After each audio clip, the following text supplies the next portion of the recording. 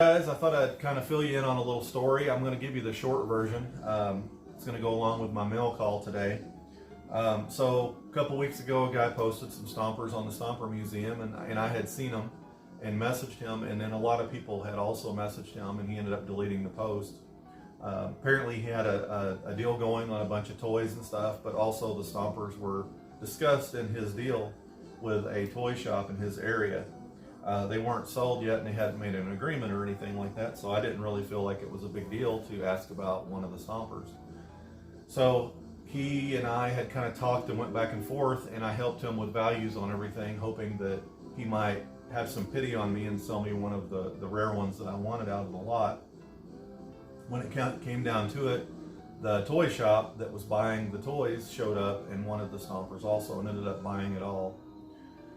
So it's kind of bummed out. You know, this kind of thing happens, but sometimes it's like, this is the only ones in existence. I need that one, you know what I mean? So I kind of thought, well, I'll keep an eye out because this stuff's probably going to hit eBay. So within a couple days, I start seeing stuff popping up on eBay in that area, so I start messaging those sellers. The first guy I messaged wasn't the guy. He had just bought some of it from that seller, the toy store seller, after he bought it from the original guy. So he told me, he said, no, it's not me. Well, I went on to the next guy, and it turns out it was actually the guy. So we got to talking, we got on the phone and all of that sort of thing. And, you know, he was throwing out some pretty hefty numbers and things, and I made him an offer, and it was too low. And I just hated to see him get on there for auction after all the work I'd put in, you know, talking back and forth and trying to track people down and everything. I felt like I had a little bit of work already invested. So he finally threw out a number. If I had to buy them both. There was actually two, and they're here now, and I'll go ahead and open them up. I know I haven't mentioned what they are yet, and this will probably not look like a big deal to a lot of people, but to me it was really cool, and it also helps us with what Stomper was up to back in the day. It's like they're well packaged, and I completely appreciate the original seller even giving me the opportunity to get one of these, even though it didn't work out. I think he was going to try to work something with with the buyer and try to keep one, but it just didn't work out. That it was going to break the deal. So, and I can see why. Anyway, plain box. No writing, no lettering, no nothing.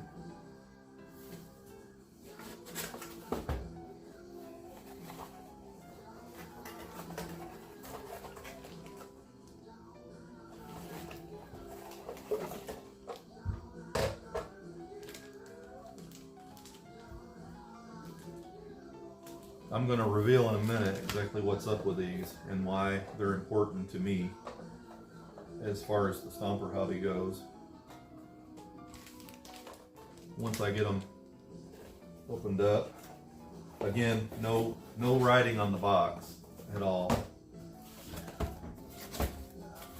This is the second one. This is the same thing in the box. Mint condition, looking good. So we've always had a theory about something they call promotionals. I kind of feel like it falls under the area of matchbooks and calendars and things like that, like advertising. So at best we can tell, there's no information out there on promos other than what we have came up with from people who worked for Stomper and the end results. So as you can see, both of these are completely bare in the original boxes. No information on them. This would be perfect to go out like a salesman sample and go to truck stops, mom and pop stores, anything like that, and try to get them to get their logo on the side of a Stomper trailer. And Stomper would get them so many of those. We don't know how many you had to buy. Maybe it was 10. If you buy 10 of them, we'll put your logo on it, you know. And that would be a way for Stomper to actually advertise, because this would end up being in a truck stop or somewhere like that with their logo on it, and kids playing with it and things like that. It's going to be good advertisement. That's the best we can tell. Now, that being said, I have a couple circulated versions. So this one here is Rockingham. It's a poultry company, and they had the little chicken logo. And as you can see, it's the same semi. They always had, every promo that I've seen's had this style of wheel, the rounded tires, bottom switch, the whole works. And then, like I said, the trailer will have some sort of a fairly basic logo on there. And as far as I can tell, these were never sold in stores. This would have been something that would have just been an advertising for companies. So as you can see, I've even found a patch online for Rockingham to set behind the rig. I had never even heard of them. They actually had matches and all sorts of advertising.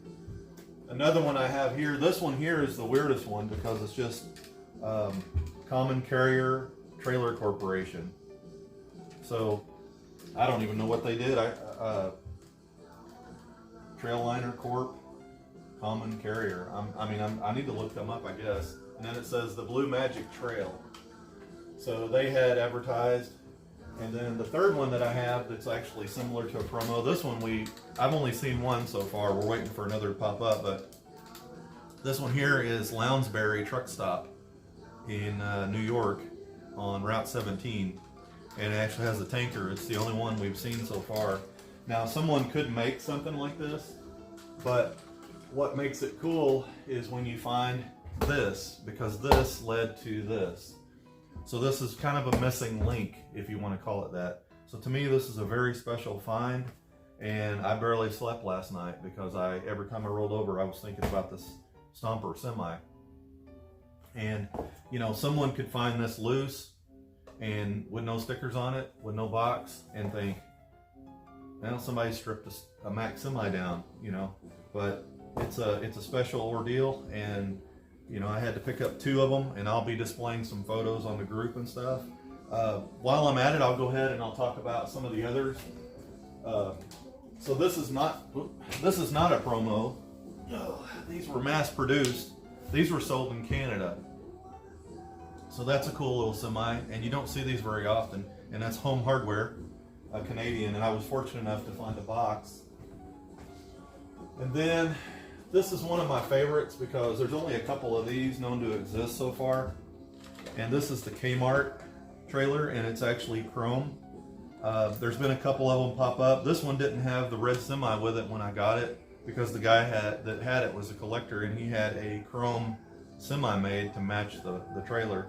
But as best I can tell, the other couple that have sold, or the other one that sold, there's only a couple known, had a red semi cab in front of it, so I don't guess they matched them up, but we'll find out more if more turn up.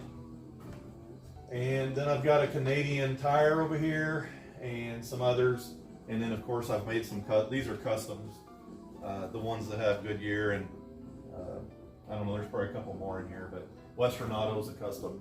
So anyhow, as far as semis in the Stomper hobby, these may be the rarest of the rare right now, and having the original boxes, even though they're just plain, is a really awesome find. So, and they were circulated in an area where no one was a Stomper collector. These guys were collecting action figures and, you know, G.I. Joe and Ninja Turtles and Star Wars, stuff like that. So they have no knowledge or even care on Stomper stuff. It's just, it was there, and they're just selling it to offset the cost of their collection. So anyhow, I hope you guys enjoyed today. It's just me rambling, but a really cool find, and I'm going to be really proud to have these in my collection up here, and probably display it on the box like this.